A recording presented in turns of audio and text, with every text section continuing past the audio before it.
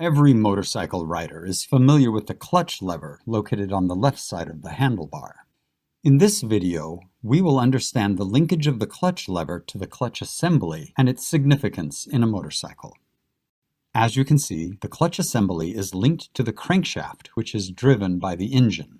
On the other side, the clutch is linked to the transmission system. The primary function of the clutch is to temporarily disconnect the engine from the gearbox.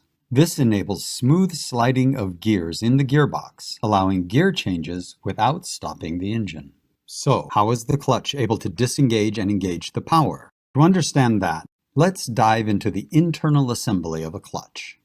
The clutch basket is the outermost part of the clutch assembly.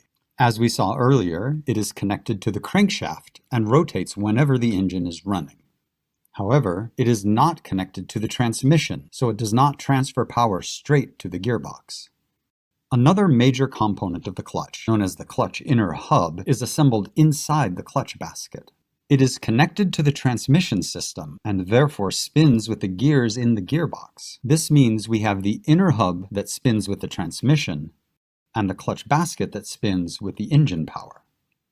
With this setup, if we insert a connector between these two components, the engine power can be transferred to the gearbox.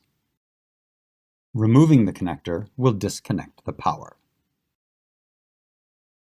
While inserting and removing the connector, we have assumed both the clutch basket and the inner hub are stationary, but in reality, they typically spin at different RPMs. Inserting a solid connector between two non-synchronized spinning components is nearly impossible, so engineers came up with a brilliant solution and divided the connector into two separate components. One of them engages with the clutch basket and rotates with it, but it does not interfere with the inner hub. It can also slide sideways due to the design of the basket and tabs. Another connector is designed to engage with the inner hub. Now let's assume the engine is running, which causes the clutch basket to spin along with the connector engaged to it.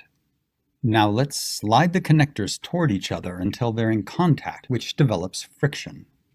With sufficient contact pressure, the friction will start rotating the other connector, which rotates the inner hub.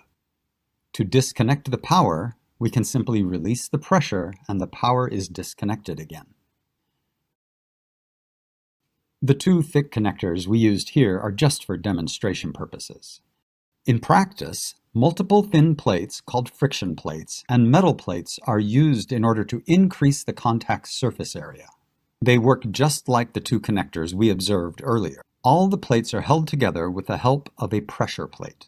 A set of springs provides the force required to develop the pressure between them. So how is the pressure on the plates released? To understand this, we need to understand the internal working mechanism of a clutch. Let's observe the cutaway view of the assembly for better understanding. A set of springs sit between the pressure plate and the inner hub and is held at the appropriate tension using clutch spring nuts. This develops friction between the plates and the power is transferred.